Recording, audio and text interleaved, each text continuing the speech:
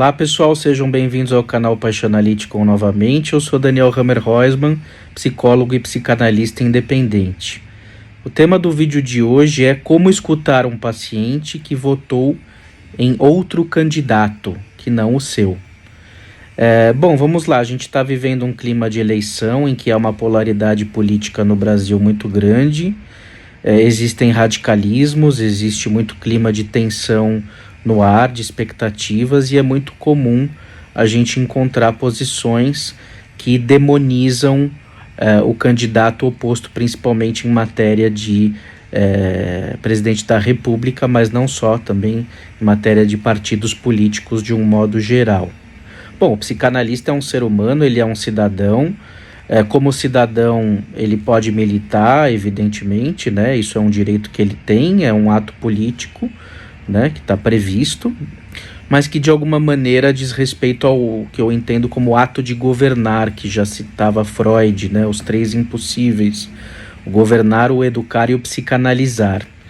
Então eu entendo que a militância, de alguma maneira, ela é um gesto humano, mas ela tem a ver com o governo, com uma diretriz que de alguma maneira pode ser mais ou menos imposta como um ideal a um grupo ou a alguém. Nesse sentido, o desejo de militar é psicanalítico, porque de alguma maneira é algo que atravessa um sujeito em prol de uma causa, mas o ato de militar em si, ele não é psicanalítico, tá? Por quê? Porque ele implica numa forma de governo, de autoridade sobre o outro, né?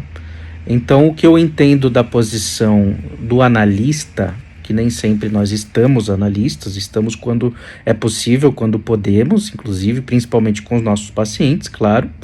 A nossa posição enquanto analistas não é da militância, senão do cuidado e da escuta. Me baseio aí muito no legado do Sándor Ferenczi, a tal da ética do cuidado.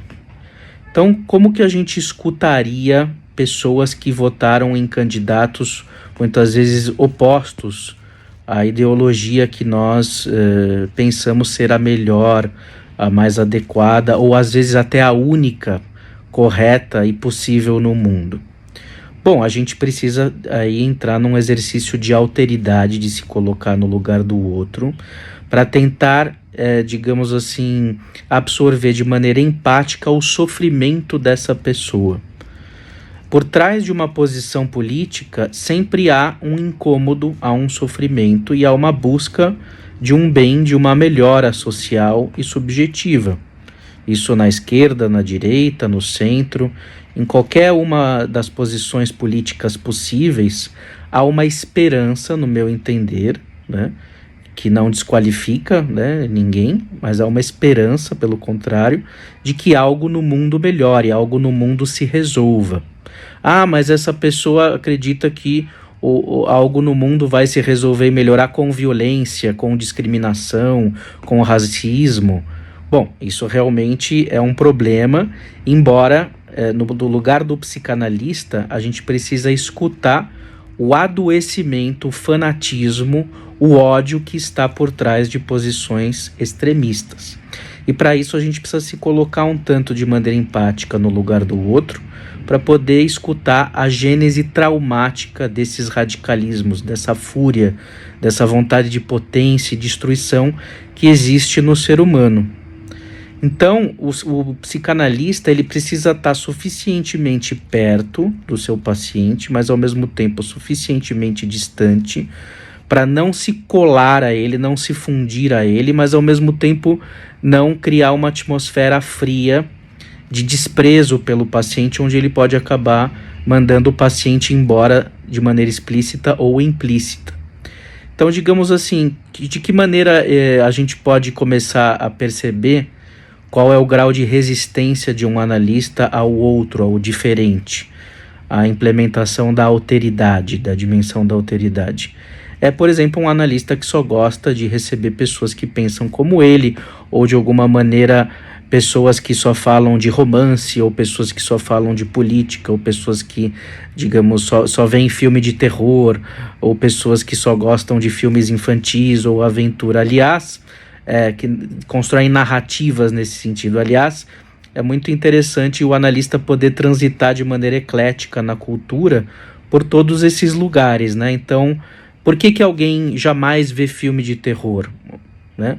Ao analista é interessante ver filme de terror, assim como é legal ele poder assistir um filme infantil, o Minion, por exemplo, ele assistir um filme de ficção científica, ele assistir um filme de romance, um filme de aventura, um filme de suspense, seja que ele possa transitar entre as diferentes esferas subjetivas que caracterizam o ser humano no mundo de hoje.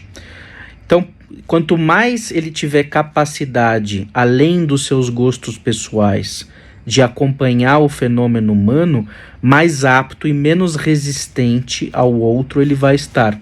Consequentemente, com mais qualidade analítica ele vai trabalhar, não no sentido de mandar no outro, né, ou de estabelecer o certo e o errado, que seria o papel do governante, das leis e da militância, senão que ele vai estar no lugar do analista, que é o de cuidar e escutar. Então, análise é um exercício de alteridade, e eu gravo esse vídeo aqui justamente para chamar a atenção que eu vejo que nós estamos num clima político muito intenso, muito polarizado, o que é de alguma maneira compreensível, tendo em vista os acontecimentos recentes aí da história do Brasil, mas é muito importante a gente saber diferenciar o lugar do psicanalista como cidadão, como um ser humano que tem as suas preferências políticas, do exercício da psicanálise propriamente dito. E o quanto a gente puder também exportar o lugar do analista na cultura, no sentido de cuidar e escutar as pessoas na polis, né, no âmbito público, também seria, a meu ver, de grande valia. Não acho que isso seja possível o tempo todo, não acho que seja um processo perfeito, não, ele é descontínuo, ele é incompleto, né, tem aí a tal da nossa castração em jogo, mas eu acho que é algo que a gente pode se permitir buscar, que é ouvir os outros, ter empatia, saber ver que por trás de um radicalismo, de uma posição política, seja ela radical ou não, há uma dor. Então é isso aí, pessoal. Obrigado pela presença e até o próximo vídeo.